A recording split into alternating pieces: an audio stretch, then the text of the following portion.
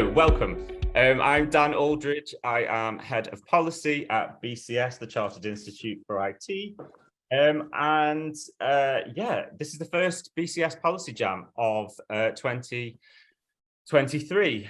We had a little bit of a break to try and have a think about what we wanted to do with the policy jams. So we have all of the policy jams, all with dates and Eventbrites that we will share around with everybody, so you can book on in advance. We will be working in a similar vein, trying to source high quality speakers from within our membership and outside of our membership to be able to bring the kind of the high level thinking and the practical thinking for what we want to do in terms of public policy. So what we can do in the short, medium and longer term. It's a big ask for kind of 50 minutes, but hopefully we'll get some headlines. 2023 has started off in the tech policy world with quite a lot of changes. So we say goodbye, obviously, to DCMS, BEIS and Department for International Trade, and hello to Department for Science, Innovation and Technology, led by Michelle Donlan, and the Department for Energy, Energy Sustainability, Energy Security and Net Zero with Grant Shapps. So things are changing. Labour Party is still to announce who their shadows are to that, but I think because of recess, we'll be getting that soon. But yeah, so things are changing. It potentially impacts the way that science and technology, the voice of science and technology and innovation at the top table of government. So when we're looking around, it seems to have been received as a relatively positive move for us anyway. But we can probably touch on some of that. But one of the things that obviously has captured public imagination in a way that prompted us to do this is ChatGPT and how that has become something that is impacting or will impact on everyone, not just ChatGPT, but applications of its type. So if we can, the way we'll do this is if we go to Rashik first as CEO of BCS, who will be able to give a bit of an overview of how 2023 has started from his perspective. As we've just been talking about, really pleased to have Rashik back after a stint having a holiday in Chennai. So I hope you're not too tired, Rashik.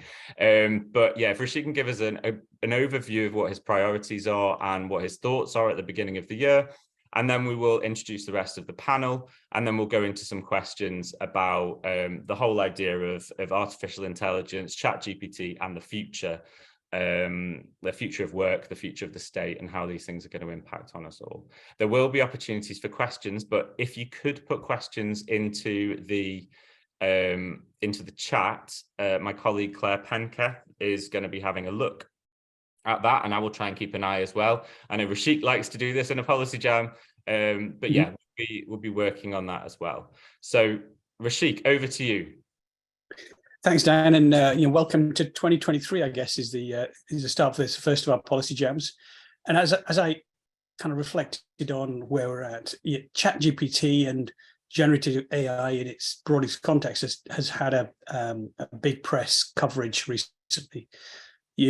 I assume many of you have seen that we use that in the BCS as well, as we before Christmas, when we decided to use that to help us provide a kind of framework for the Christmas Carol that the BCS would have. And "'tis the season to be coding" was a phrase that came out of ChatGPT, and that's what we used. And we used some friends to help actually record that. So at a kind of joking level, there's the impact of generative technologies being felt in many spaces, and the opportunity that it provides in helping us address some of the systemic challenges that we have in the workplace is really exciting.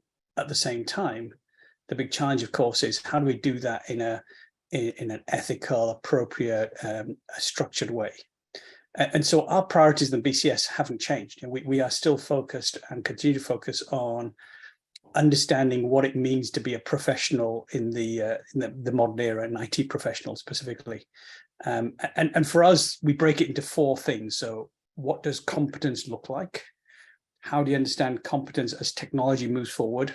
And so, understanding the nature of generative AI and the data sets of information that is being used to create that AI is quite important. So recognizing that ChatGPT is a 2021 based data set is quite important in this whole context, right? Recognizing that that's where we come from, and understanding the limitations of that. So what's the operational boundaries of this capability, and how does that meet with the expectations? And there's a phrase which is, autonomizing or autonomous washing, I think is a word that's being used right now. People are kind of taking the idea of autonomousness and applying it to almost anything. So we've got to be careful in guiding how far we use these technologies, and make sure that we don't get ourselves into space where we lose trust and so on. So that whole competence is quite an important piece. The second part of that is providing some guardrails around the ethics. Just because you can doesn't mean that you should. How do you select the places that you apply that technology? How do you use that technology in the right kind of way? And how do you provide those guardrails for professionals? So there's a second priority for us. The third one is recognizing that this technology will have huge impact. It's not just this technology, a range of technology will have huge impact in society, but there is risk associated with all those. And a risk to human life could come out of some of these technologies as well. So if I think about the autonomous vehicle, for example, and some of the images that were shown of autonomous vehicles plowing through prams and individuals, you'll have probably seen that over the last few weeks. Some of the ads at Super Bowl. Yeah, that gives you an example of, we've got to understand the boundaries of this. So as an IT professional, how do we stay accountable for some of the decisions that we make, so that we do we build the systems in the right kind of way? And the last part, of course, is these things have to serve the whole of humanity. And so making sure that they are totally inclusive and really do address all the needs of whole of society are really, really important. So it comes back to, for us, professionalism about competence, it's about accountability, it's about ethics, and it's about being inclusive. And so our priorities at BCS stay in that space, and we want to try and guide and steward some of the policy around these technologies as they progress, using that lens. So I'm going to stop there, Dan. I think that probably provides enough of a context for colleagues to have a good conversation here. Thanks, Rashik. Okay, so if we go to do some brief introductions, and if you could say who you are, what relationship maybe you have to us as the Chartered Institute, and what your background is and what your interest in this area is. And Sarah, I'm just going to go across. So Sarah, can I come to you first? Yes, certainly. Hi, everyone. I'm Sarah Burnett. I'm a fellow of the BCS and an author of a BCS book called The Autonomous Enterprise Powered by AI.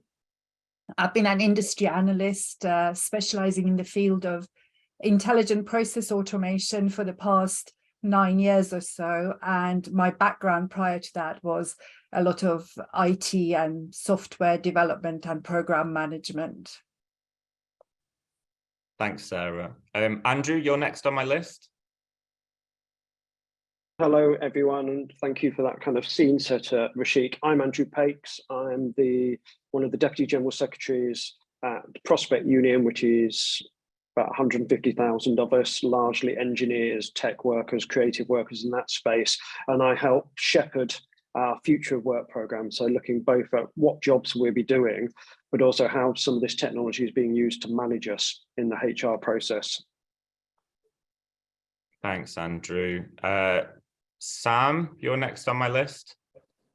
Thanks so much. My name's Sam Sharps. I'm Executive Director for Policy at the Tony Blair Institute.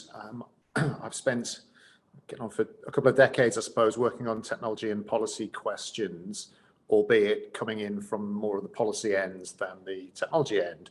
And therefore, I consider myself a flattered guest of BCS on this occasion. It's a policy jam. It's all about tech policy, right? Hema, I can't see you, but I'm still trusting that you're here. I am. Thanks, Dan. Hema Purohit. I'm CTO and director at Microsoft at the moment, and my remit is for healthcare and public sector, but mainly healthcare strategy, innovation, and delivering business outcomes. So I've been in tech for 30 years, in healthcare for about 22 of those 30 years. And I guess my interests really are, my focus is even though I'm a technologist, is focused on the outcomes. What is the problem that we're actually trying to solve, and how can we help to do that? And so for me, the areas of sort of emerging technology are hugely exciting. There's a lot of innovation going on. There's a lot of creative talent here, but also tempered with that is, where are the risks? So we do need to be careful around making sure that they are measured decisions that we're making, they're informed decisions that we're making in terms of how we progress. So yeah, I'm looking forward to this policy jam. Thanks for having me. And yeah, I'm a fellow of BCS, by the way. Yes, you are. Thank you very much. Right, okay. So first question that we have, and I think it builds on Rashik's point about the professionalism, standards, and how we build that within what I know Rashik has talked about in terms of kind of an industry going from its teenagers to its adult years. And so what should we as engaged, and I use that term importantly because not everybody that's working in IT is engaged and interested in the direction of public policy. What should we as engaged IT professionals be doing now to make sure that the benefits of these sorts of applications can be used and any of the edges can be kind of sanded down? Anyway, you know where I'm going with that. Anybody want to go first? Hey, yeah, Dan, let me start there. So the way I look at that question is there's a sort of intended consequences or outcomes we have from the technology. And that's easy, that's obvious. It's the unintended ones that we've got to watch out for. And so we've got to continually look at the weak signals of, hey, if this happens, then this could be a potential area of weakness. And then ask ourselves, how do we augment the training data, the source data, the symbolic models that we have to cater for those broader categories. If I look at, for example, how Daimler has been building its autonomous vehicle, it's actually very well thought through as a process where they start with, okay, we want to try and limit the boundary conditions of how that autonomous vehicle will run, and we'll keep it very tightly controlled. It's only on highways, it's only in this kind of condition, and they start to relax their cases as they build the data set, as they build the knowledge and expertise, rather than starting with, well, they can do everything, and then we'll worry about the errors in the future.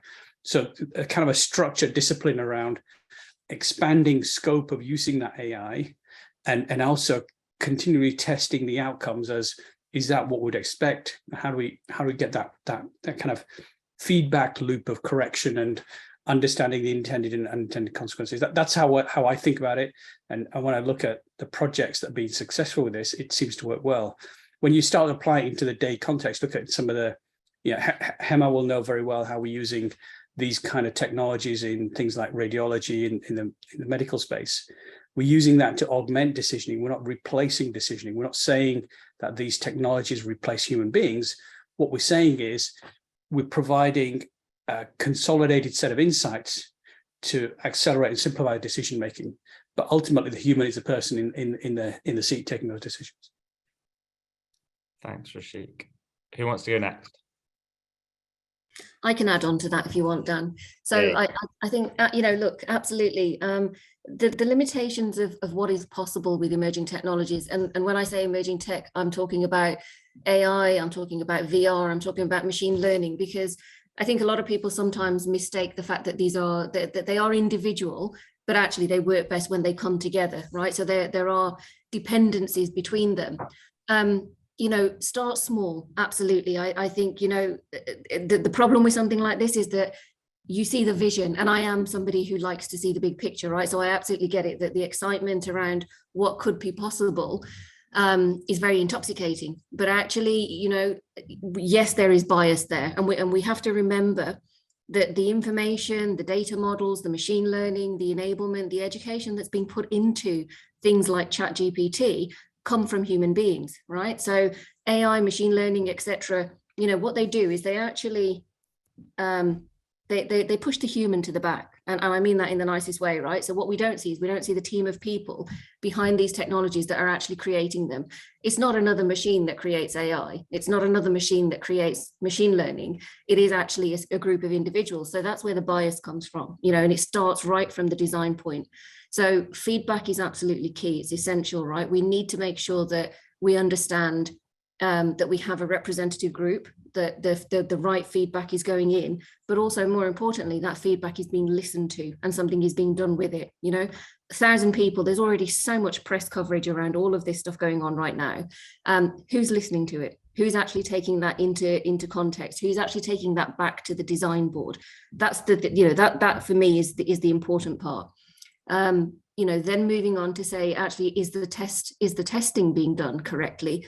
Do we have the right test performances in place? Are we doing the right measurements? And again, I think that's very, it's very hard for a human being to sit down and say, I know that, I can go and do, amazing things with this piece of technology, and I want to go and do that first. But actually, it's that roadmap of start small, make sure you've tested it, make sure you validated it, right? And only when you really trust it, do you then move on to the next scenario. And with anything like manufacturing, as Rashik says, or connected cars, connected transport, it's really key there, because the impact of getting it wrong is that you could take a life. In healthcare, yes, radiology, analytics, etc. There's a huge amount of AI and machine learning already being used there, but it is being used to speed up accurate diagnosis. It's being used to speed up the process so that a patient is seen faster, their diagnosis is more accurate, we can get them in and out, and the patient flow is working. So that's augmenting and it's supporting something that's already in place. So I guess in a roundabout way, I think, for me, feedback is absolutely key. That feedback needs to be, taken on board. The bias needs to be worked out right from the source. And it's very difficult to work bias out, by the way. It's not an easy thing to do. And then that iterative cycle of continuous testing, it's not just here's the end product, go fly with it. So yeah, I think I'm going to shut up on that point and let somebody else jump in now. Love it, Hema. Thank you. Sam, you were nodding quite furiously at one point, I think. I don't know if... Well, there were so many points there I agreed with. So I'm not going to kind of repeat any of that. I mean, it strikes me that this fits into the pattern of the bigger picture, which Rashik and I have discussed in the past, which is the dialogue between, broadly speaking, the technical world and the policy world has broken down to a degree. And there are some positive signs in the restructure of the government's machinery and departments, but fundamentally the problem still remains. And I'm definitely not one of these people who lays all the blame at the politician's door, in the sense that you go to conferences and you hear people say, well, they just don't understand what they're talking about. And there are many examples of slightly foolish things that politicians and ministers have said over the years. Fair enough. I think there's a responsibility on both sides to find a common language and common understanding, and that's exactly what this sort of forum should be aimed at doing.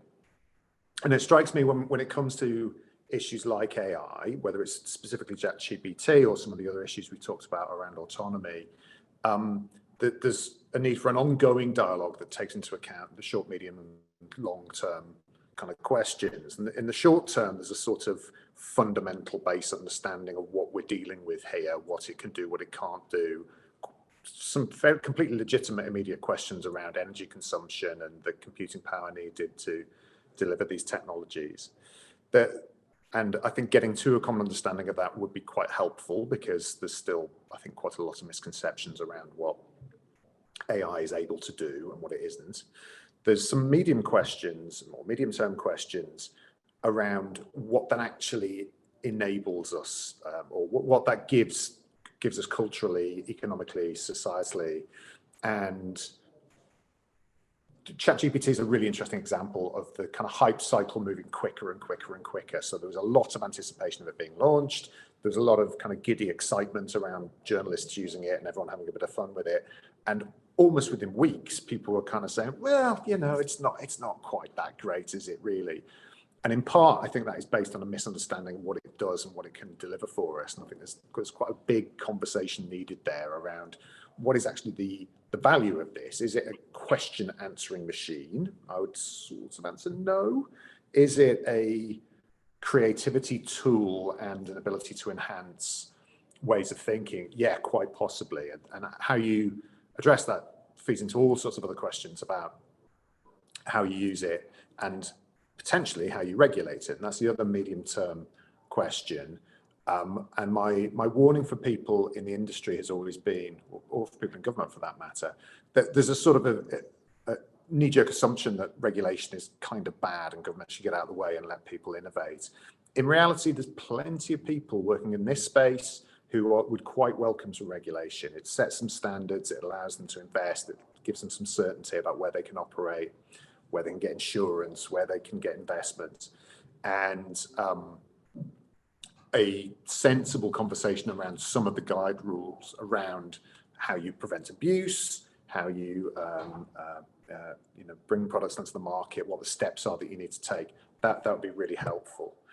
And then long term, there's a need for a big dialogue about opportunities in the public sector. How can it enhance what the public sector does? How can it give people better services? How can it help our decision making? And then the jobs, and that's something we've already touched on briefly, but essentially, are we looking at the erasure of people's livelihoods here? Probably not, I would argue. Are we looking at a completely new set of skills and a kind of adjusted way of working where people's jobs can be enhanced through intelligent, thoughtful, imaginative use of AI? Absolutely. And how you position your workforce and your economy to make best use of that, that's a massive prize. So overall, these are the kind of conversations that we need to just keep having and keep having and keep having. And I think there's probably a willingness on the policy side to engage with it. And the more we can do to find a common language and engage constructively, then the better the outcomes will be. Thanks, Sam. Sarah, can we come to you? Yes, sure. Well, I'd like to go back to the ethics of it and to make sure that the development teams are aware of good practices in that section of, the whole bigger picture. I think it's really important because we've seen what can happen when we literally get caught unawares of the potential harm that could come from things that weren't managed correctly in the first place, like, the genie of the data sharing over the internet and all the apps was out of the bottle before many of us knew that companies were using our data the way that they were using them. And we shouldn't let that happen in the field of AI. Whatever can go wrong. And the problem is that we're at this early learning stages of AI, and we won't necessarily know what's going to happen. So the more good practice we implement and potentially prevent things at this early stage, the better.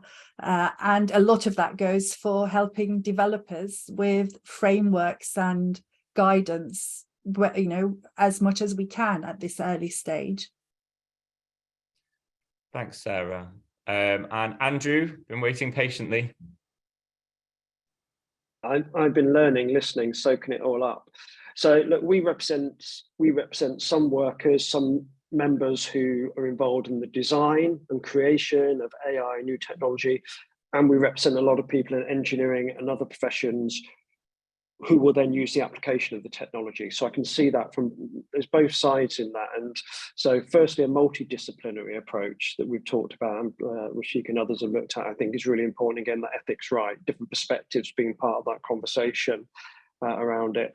But essentially, if we're reflecting on this in terms of my vantage point, which is the workspace and how this affects many of us or will do in terms of it, actually, I think it comes down to questions around trust and change management. And how do we make sure those two things take people with us? And we historically in this country have not particularly good levels of trust in terms of engagement at work. And we've not had a very good level of how change happens. Change too often happens to people.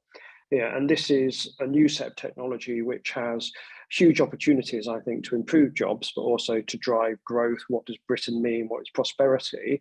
But if we put it on, on a macro level, if we look at this historically, the UK has been really bad at managing economic and technological change.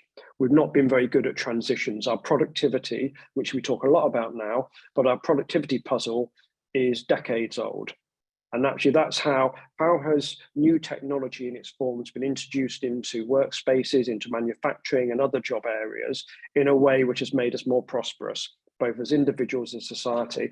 And to me, that's one of the challenges. There's a challenge around design. And I think we've got to think about what's the levels of accountability for managing risks and harms. And I do see lots of positive, but then when it's introduced, the application of it to workspaces, because the reality is, most companies in the UK are not going to be big enough to be developing their own AI products.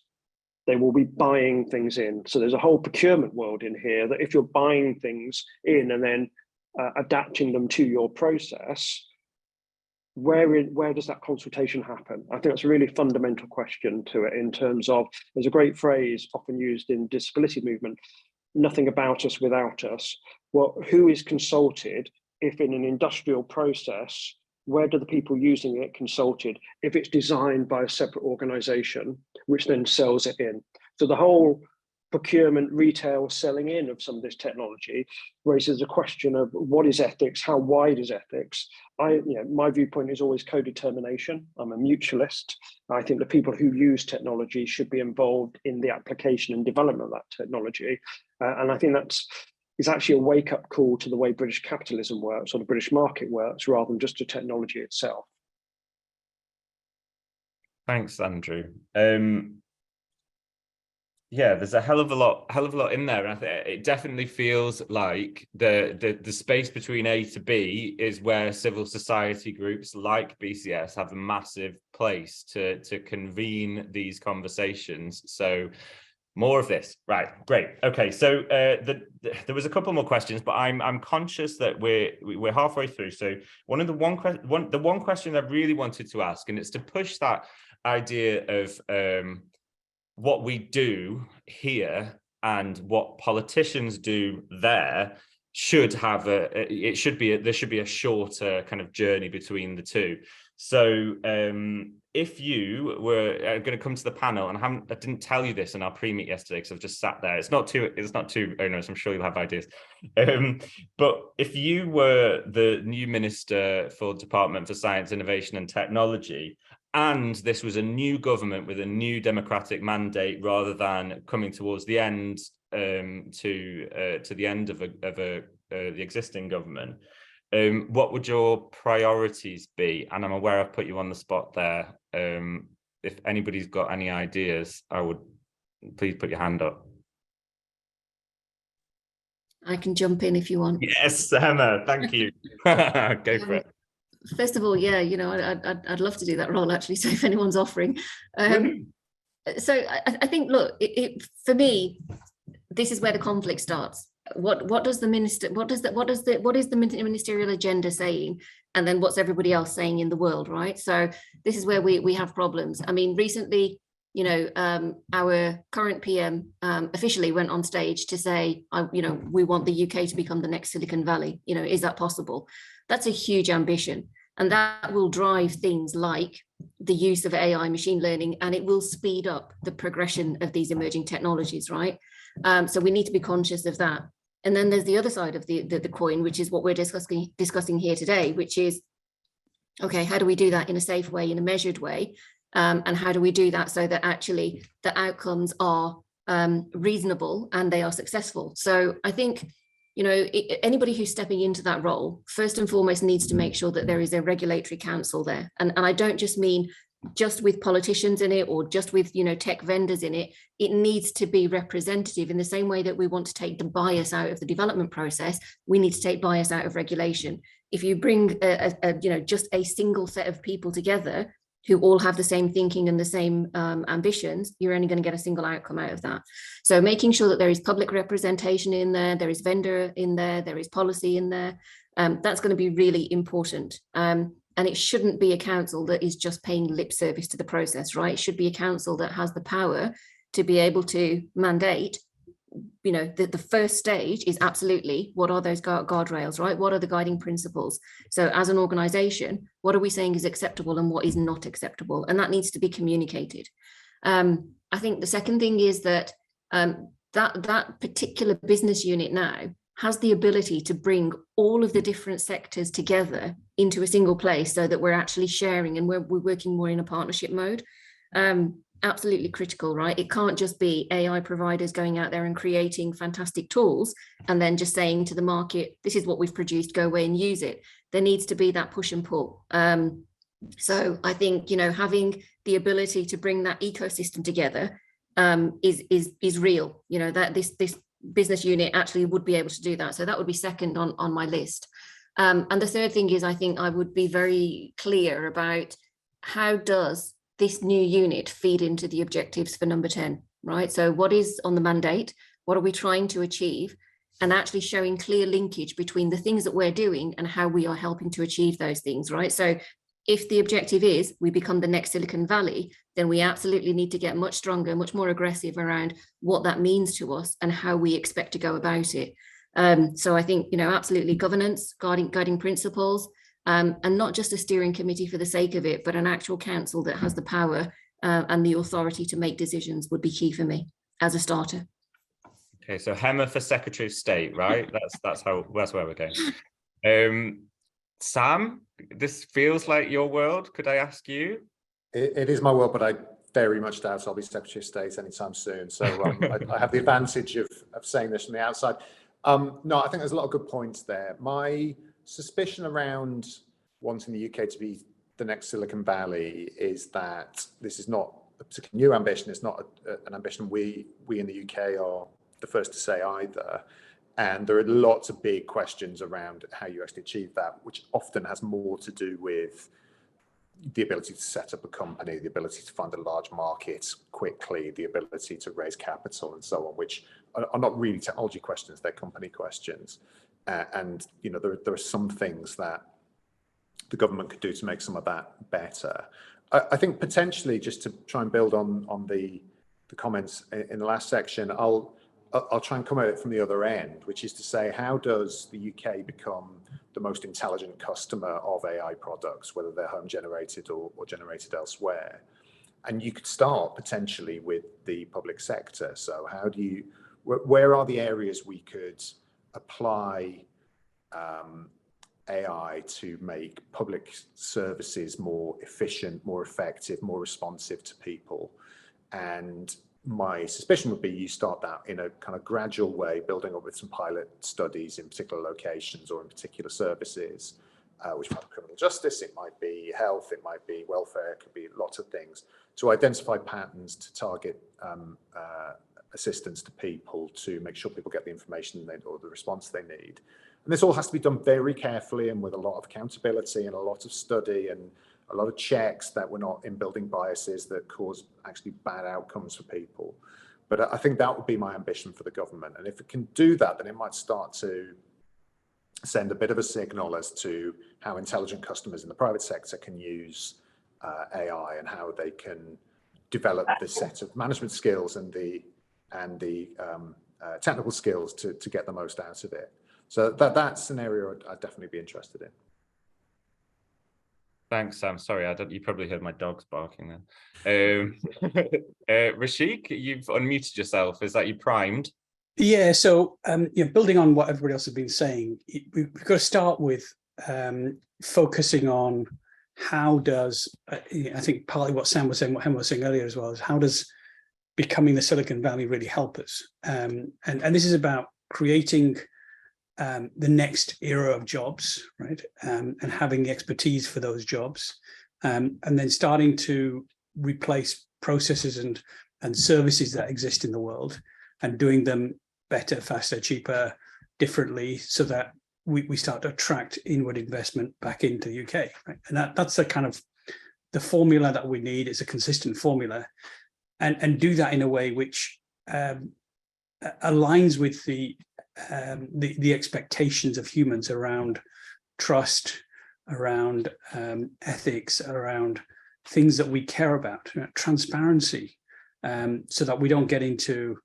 unintended consequences that we can easily land ourselves with. So that's the kind of essence of what I'd say. How we do that from a kind of public policy perspective is really around understanding how we shape some of the boundaries, right? The boundaries may be, you know, very simple things like don't sort of autonomous what's going on right now, right? Because calling something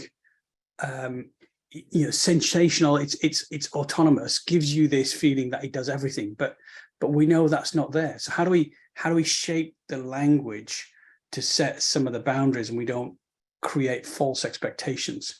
That's a big thing, right? And we've done that very well with advertising standards. We've done that with other things, and having that kind of regulation. So I think there's adjacent industries that we can learn from and create the frameworks for regulation and policies, which make sure that this IT does get applied for good, right? And it doesn't get caught up in sensationalizing something that isn't ready for sensationalizing today.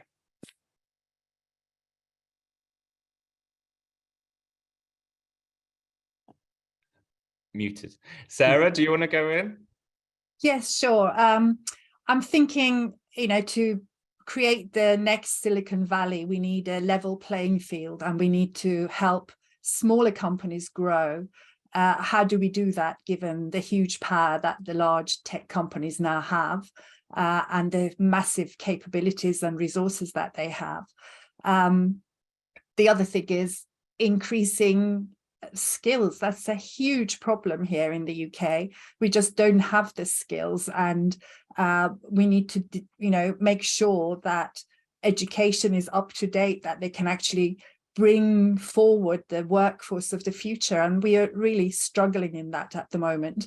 And anybody with skills gets snapped up by large companies, and this is why I really think, as people in IT, we need to spend more time volunteering as well, so that we can help other sectors that are struggling for resources, cope with this change that's going on, inevitable change that's going on. So those are the two things that I would encourage the government to do. Thanks, Sarah. Andrew, you haven't put yourself forward yet? I largely agree with lots of the comments, particularly Sam's comment. I think if we can, government has much more direct control over public services, and if we can work through some of these issues here, it casts a long tail through its supply chains into defining standards, practices, best practices, procurement rules within ethics and standards within the rest of the economy. So I would definitely think around that. But I can't think who said earlier, which is the point I kind of think about, which is, if I was Secretary of State, just imagine if I was Secretary of State, actually, I would be beating the door down to number 10, because I think this needs to be a government-wide approach. And I think the trouble is, it's a bit like saying we want to be Silicon Valley. We come up with something which is further down the chain of events than actually who delivers. And actually, you need the machinery of government as a whole to delivering on some of these things. So the higher level thing to me is, what's our theory of change? I don't really like these kind of postcards from afar saying, let's be Silicon Valley, because that could be anything. We're not the US economy. And I would say, thankfully, we're not the US economy in the respect of how it treats people. We perhaps like some of its growth and some of its other areas of innovation, but I don't want the UK to become the US economy. I want us to define what the UK economy is.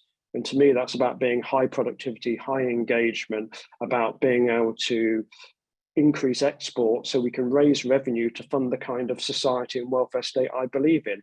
Technology, to me, is one of the key bits in it. So what is the purpose of being Silicon Valley? If the government can answer the purpose of that, we can then take things beyond that level of it. Okay, thank you. Did anybody else on the panel? Oh, Sarah?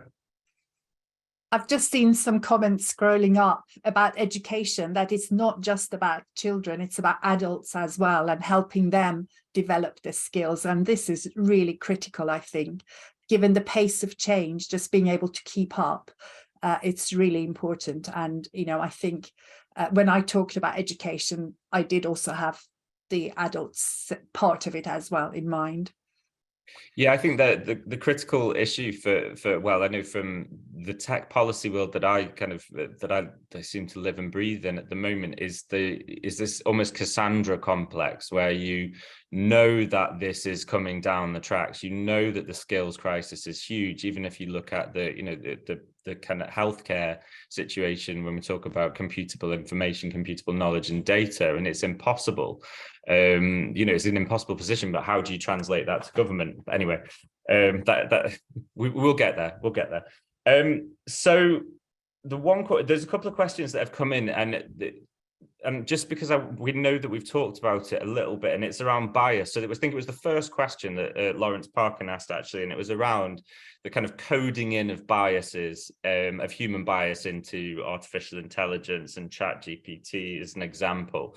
And I suppose that in my head, that kind of links to kind of Western kind of hegemony bias, Western ethical thinking, all those things. So how can we, what is the possibilities of us guarding against those biases, and what is the right organizational group to be administering that?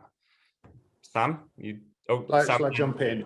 I think last year Rashik and I were on a panel where we were asked about how to create a good web, and my answer to that was probably not a huge amount wrong with the web. It's all the people that use it that are the problem, and I'm afraid I don't have an answer for fixing them.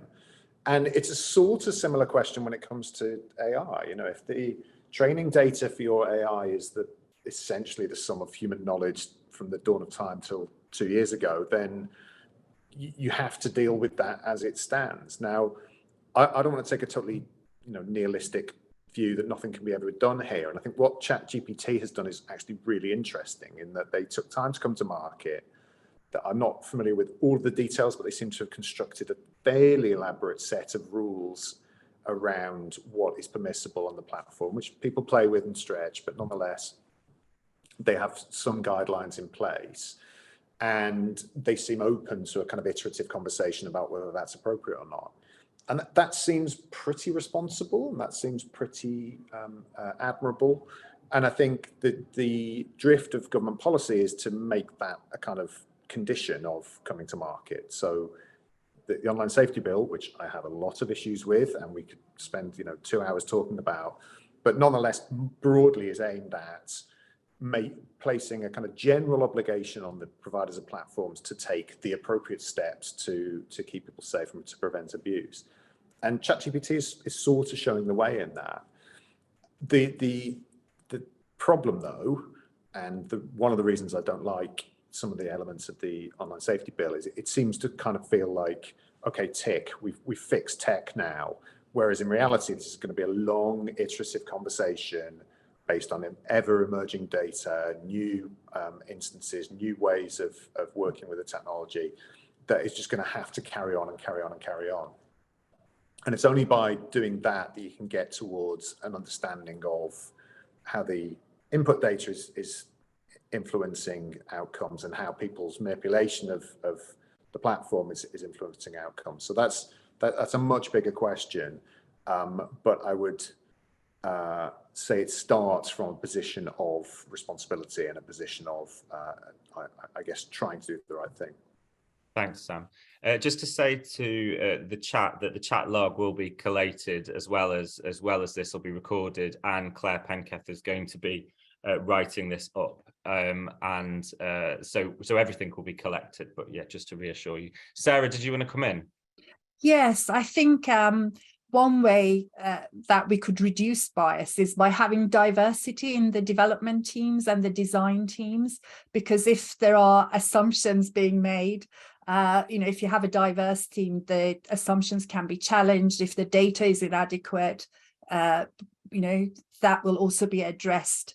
So I think it's really important that we inspire more people to get into this field, and that will also address the shortage of skills. And as ex-chair of BCS Women, I've been working for many years trying to get more women into the field of technology, and in particular AI. So I think it's something that we need to do urgently. Thanks, Sarah. Did Andrew's nodding? Are you wanting to come in? Yeah, I'd definitely say that diversity point. If you're going to, who's in the room when the decisions are made in this new world, I think is really important, because we can't be surprised by some of the outcomes, by some of the inputs we make in this process. So I'd definitely do that. But I also think, part of this conversation is about the workspace. I would like there to be greater accountability.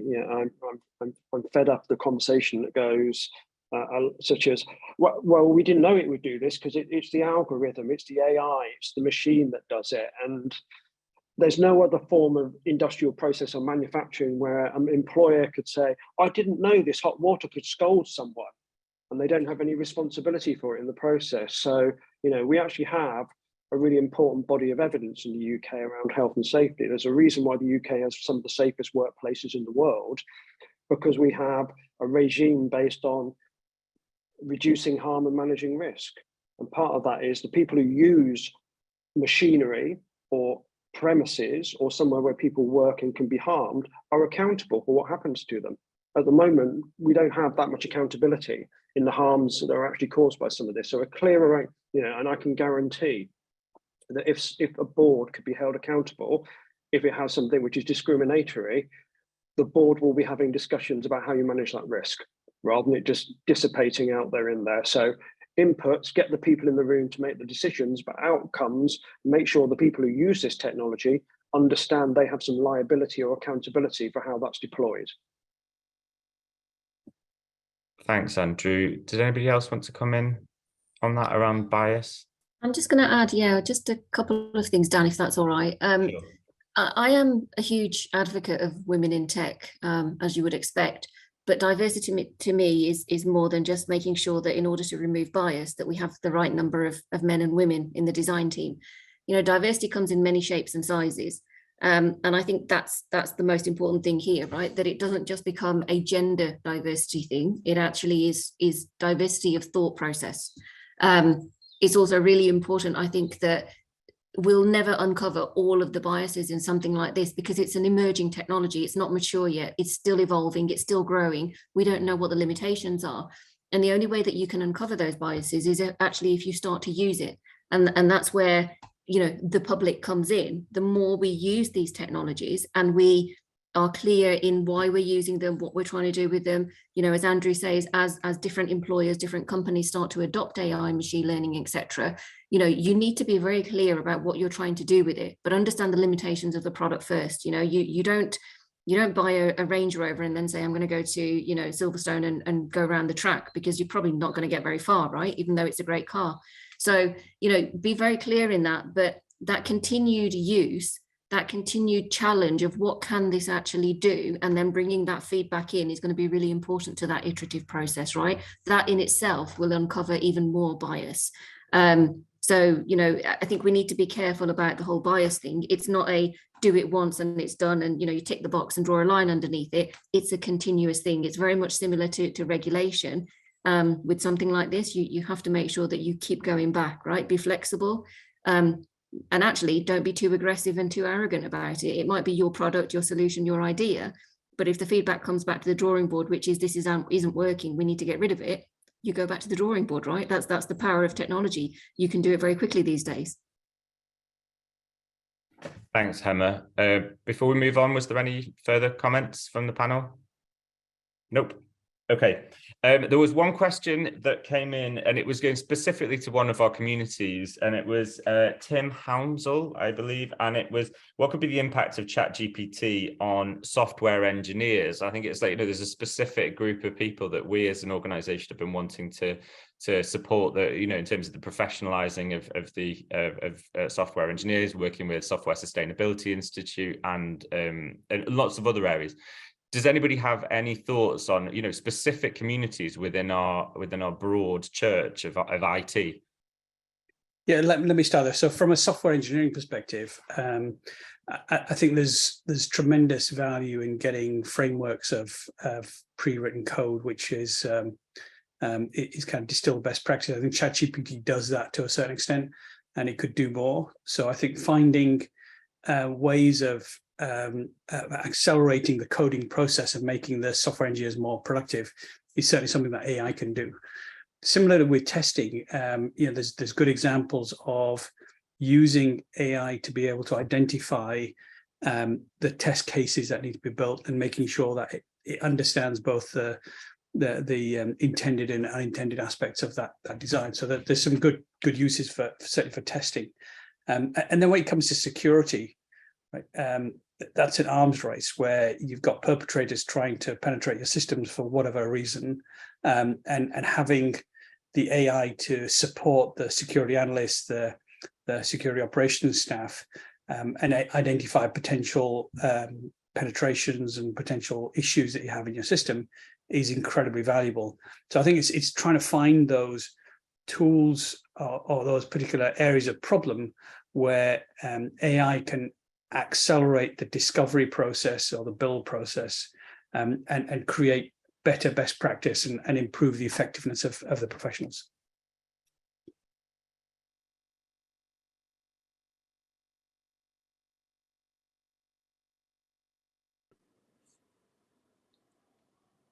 Have we lost our host? Yeah, you lost me. I'm chatting away again. It's because the dogs are whining now. They've moved from barking. They're trying sympathy. So I was seeing if anybody else wanted to come in on that. Does anybody else want to come in? I will add a couple of things because I hear this this topic come up quite a lot, right? So in the natural evolution of things, will all jobs be impacted? Yes, in some way, shape or form, absolutely. You know, if we are bringing in new technologies, you know, we've got smartphones. 10 years ago, 15 years ago, did anybody think we were going to be doing our banking from our mobile phones while we were sat on a train? Absolutely not. Yet we do it now from airports, from train stations, you know, from the back of a cab. We do it from a hotel room. We do it from restaurants, right? And we think nothing of it. So natural evolution means that, yes, some, you know, jobs will be impacted. People will be impacted. Will it take over? That's the question that bugs people. And, you know, I would say that everything that I've seen to date shows that it's not about taking over people's jobs or careers or removing professions. It's actually about supporting them. It's about augmenting them. And it's about helping processes to become faster and more accurate. You know, if we look at the healthcare industry, absolutely. There's a huge amount of AI, machine learning, VR already being used, you know, for, you know, virtual surgeries. We use it in radiology a huge amount. So that speeds up the process of actually being able to analyze X-rays and being able to spend time with those patients who really need it. We automate waiting lists, workflows. You know, we have smart hospitals that recognize who you are as you walk through the door. We can go really crazy with this stuff, right? And it does serve a purpose. Manufacturing is another area where it's used very, very heavily. You know, machine built assembly lines that are managed and run by robots, you know, packaged goods that are developed, self-healing equipment. Is that designed to remove the individual? And I would say no. It's actually designed so that the individual can move on and do something else that is more enriching, more fulfilling. So, you know, for me, I think it's the unknown, which is the fear in most people's minds. You know, as a software engineer, is AI going to remove my job? Absolutely not, because that AI still relies on you to go and do something with the technology for it to be useful, right? It's not going to go away and develop things by itself. It will help you in the process. It's like no code, low code. You know, 10 years ago, did we think we would be developing, you know, lines of code without even writing a single line of code? The answer is no. But what it means is that we actually get to the point where we can develop things, we can deliver programs of transformation, we can go from being manual to more automated. And I don't mean that means, you know, that's the world of robots is coming. I think that there is a synergy there between humans and technology, and the line between the two becomes merged because it's us dictating what we want the technology to do, right? How are we consuming it? What do we want to do with it? How far are we going to take it? So it's not the technology that I think that will take over other people's jobs. What I do think will happen, though, is that somebody who knows how to use the technology will probably take over your job if you don't catch up soon. And I think that's the real threat. Thanks, Emma. I'm not on mute, am I? No. Right. Okay, winning. There's a question here by Peter Dunphy, and before other people come in, and I just feel responsible to answer it because Peter says, He's considering starting a uni module in October on data analytics, but is having doubts now about whether he should because of the future of data analytics under AI. I feel that's an important question we should be able to give some feedback on. So what will the future of data analytics look like under AI, and should Peter do his module? Yes, he absolutely should. Okay. Everyone's nodding, Peter. We think that you're in safe territory there. We've I got mean, two... just on that point more widely, Dan, somebody in a conversation about education policy a couple of weeks ago suggested to us that why are we bothering teaching children to code? By the time kids who are entering primary school now graduate, we'll just have machines that write their own code. And that seemed like a rather complacent attitude to me. And I thought, if we do that, we are storing up huge amounts of trouble for ourselves. It seems reasonable to say that in the course of those kids' lifetime, the way we interact with AI and the way we interact with machines is going to be different than it looks like today. But the fundamental skills of what they're learning and the ways of thinking that they will learn in the process seem pretty relevant as well. So I wouldn't encourage anybody to, step off the skills train just yet. Yeah, thank you. And if I can add to that, Dan, I think that the critical skill that people need to develop is the ability to critically think, right? And there's a risk that we just assume the computer's right without actually thinking through whether the answers there are complete, correct, feasible, appropriate, etc. The second thing is being able to ask the right questions. The art of framing the right question is fundamentally important. So generative AI is great at generating things, but you still got to start somewhere. You've got to ask the right question. And the role of a human in framing and developing the right questions is becoming much, much more important. So how do we help people invoke that sense of curiosity and develop that questioning and critical thinking? I think these are key things that we've got to develop going forward. I've got like a minute if anybody had a last thing to say. Can I just add it from a slightly different angle? I'm really fast. I've just come back recently from a bit more work in Sweden, and I was really interested to hear that the business community and the unions have come together and they've agreed this as a process, not government. So between them in social partnership, I plan to do some of this training and other stuff for existing workforce. They've come up with a plan that says, if you've been in work for 7 years, actually you should be able to have a bit like a furlough scheme, 60 or 80% of your salary for up to a year to retrain for the jobs of the future. And to me, that's a fundamental bit we've got to do as well. So I want you to do your data analytics course, but it's my starting point. If 2/3 of our 2033 workforce is already in work, how do we get those people to become critical thinkers and using new technology? Otherwise, we risk creating a divide in the economy again between old jobs and new jobs. And given the lack of trust in society at the moment, that's a really dangerous strategy to have. And what really got me about things like the AI strategy and stuff from the government is it didn't talk about workers at all. It talked a bit about skills. Working people, people who do work, are silent or silenced within government strategy at the moment. And if we want this to be part of our economic future, we need to have an economic line in this as well as a technology line. Well, thank you, everybody. We are absolutely on time, and as ever, could talk way more about this, but if we said it was longer than an hour, people wouldn't turn up. So thank you so much for all your contributions, for all your questions that we haven't got to go to. For me, I'm sorry, Claire, I didn't get to come to you for questions either, and I know I asked you to do it. But anyway, thank you so much, everybody. We'll be recording this. The next set one will be on the 14th of March, and it'll be kind of looking at the net zero review and the government's response and what the role of tech is in that. So hopefully we'll see you all then, but thank you everybody, and catch up with you soon.